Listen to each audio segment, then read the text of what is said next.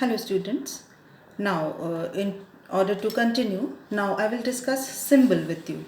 Now symbol is a very important figure of speech in whole world of literature. Now what is a symbol? Symbol is something which stands for something else. What do you call it in Hindi? A pratik. Okay. For example, cross is the symbol of Christianity. Om is the symbol of Hinduism. And a moon and a star is the symbol of Mohammedan religion. So we can see symbols everywhere. Whenever we are walking on the road, we can see the symbol of stop or go. And there are a lot of other symbols also. No horn area, and we can see the symbol that no overtaking is allowed over here. So a lot of symbols. Now what is a symbol? A symbol is something which means something else. Symbol is not complete in itself. It has got a meaning beyond itself. Beyond itself means that it signifies something else. When we look at a symbol, we understand something else, that this cross is not complete in itself. This cross means Christianity. Okay, and when we see an Indian flag, what is it? What does it stand for? It stands for Indian independence. And a white flag, it signifies peace. Red color, it signifies anger or love. So a symbol is simply something which stands for something else. For example, all these emojis, what they are? The smiley means that I'm happy, okay, and that crying face means that you are not happy. They are symbols. The message is conveyed through them. The basic thing is that the message should be conveyed through them. What do they want to convey? Now, in literature also, symbols are very important. And if we look into the matter deeply, then every word is a symbol. Every word is a symbol, because when we read BOOK, it means a book. Okay, it is not a word in itself, but it means a book. So in poetry, symbols are very important. And I hope you remember a poem which you read in first year, that was Ice and Fire. Do you remember it? Ice and Fire is a very powerful poem reflecting symbols.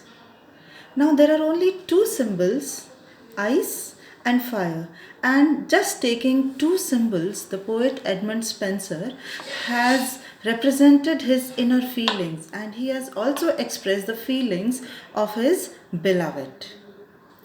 Nowhere has he said directly that he loves his beloved very much, and nowhere has he expressed directly that his beloved is not interested in him. But he has just taken two symbols of ice and fire, and he has explained the whole process of his mind and heart. So, the whole poem expresses his feelings because of two symbols. One, the first symbol is ice, and that ice symbolizes the cold behavior of the beloved, who is not interested in accepting the love of her lover. And the second symbol is of fire, and fire symbolizes enthusiasm. Fire symbolizes his growing love. So now I think it is clear for you how important symbols are. Just by taking this name ice, we understand what sort of behavior the beloved had for her lover. And just by speaking this word fire, we can understand what sort of growing feelings of love the poet had for his cold beloved. And in your course of third year, there are a lot of symbols. For example, in birches, you have the symbol of cobweb and pathless woods. Cobweb symbolizes those problems of life which are not seen. They are unpredictable. We don't know when we cross that cobweb and it tickles our face and it creates irritation, then we come to know that, oh, we have crossed a cobweb. So, cobweb symbolizes unseen and unpredictable problems of life. And cobweb is also a symbol of a trap, because in a cobweb, insects are trapped. In the same way, we are also trapped in the problems of life. So, another example of symbol in birches is pathless woods. Pathless woods means those ways which are not known, which don't have a path. Means in life, sometimes you are stuck. You don't know where to go because woods means jungle. Suppose you are crossing a jungle, and naturally a jungle is pathless. It does not have the signboards that turn left or turn right or go straight. It does not have a national highway. It is a way to be created by oneself. So, pathless woods means those jungles which does not have any path.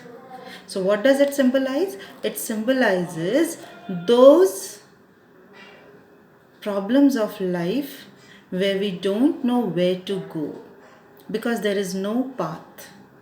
We are stuck and we have to create our own path. And in the poem Fernhill also, you have got a lot of symbols. The color green there symbolizes the greenery of childhood. Greenery means freshness, the productivity. And he says sun long and moon long, and a lot of symbols you have. In the same way, in Preludes by T.S. Eliot, vacant lots, broken blinds, they are symbols of broken personality. They are symbols of a fractured personality. So when you will read all the poems, you will come along a lot of symbols in your poems. And the next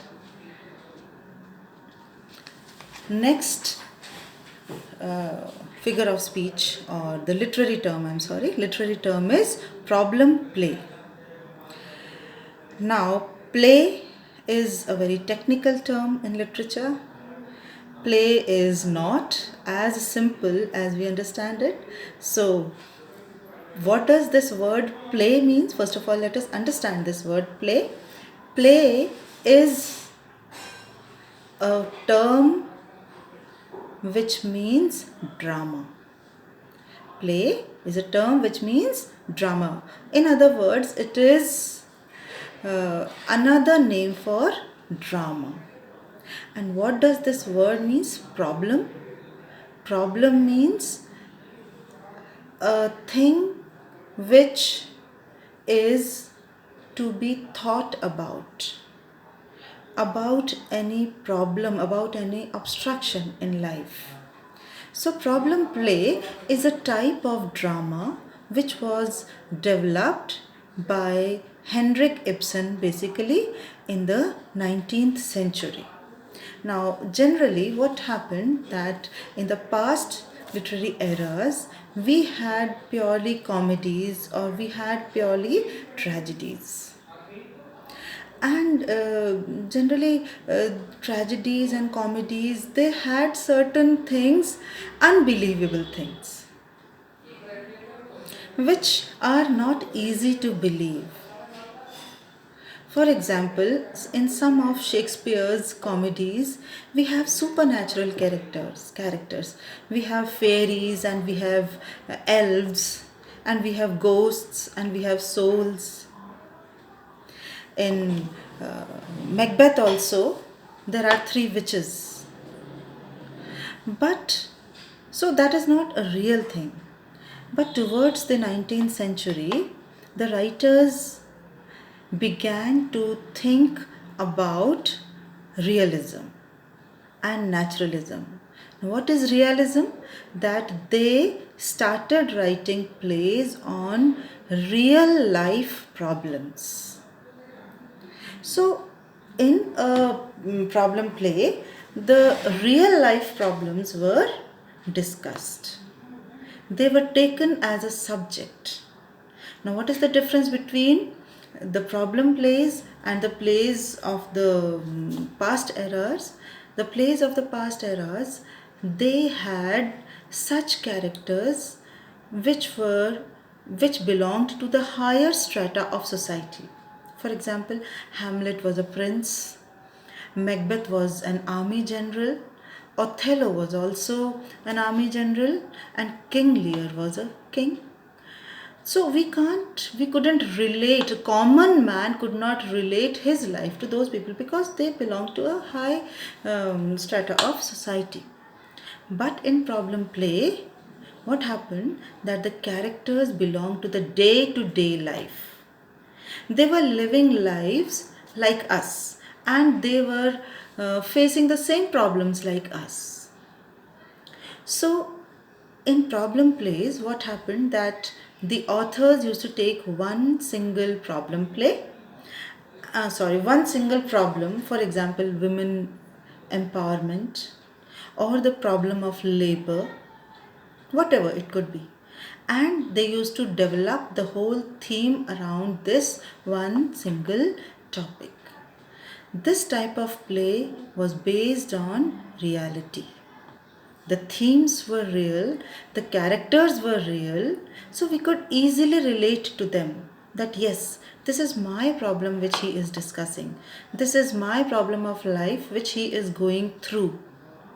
So, Henrik Ibsen, who is generally called the father of problem play, he wrote a play, A Doll's House. And in that play, in the end, he expressed that the lady who is the heroine of the play, she leaves her house and she goes away.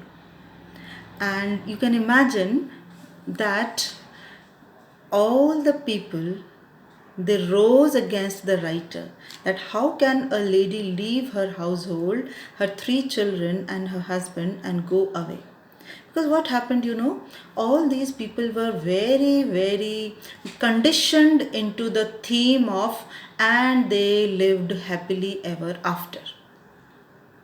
In their mind, they used to come to watch a play and they had this setting of mind that either it will be a tragedy, or it will be a comedy with a happy ending or a sad ending,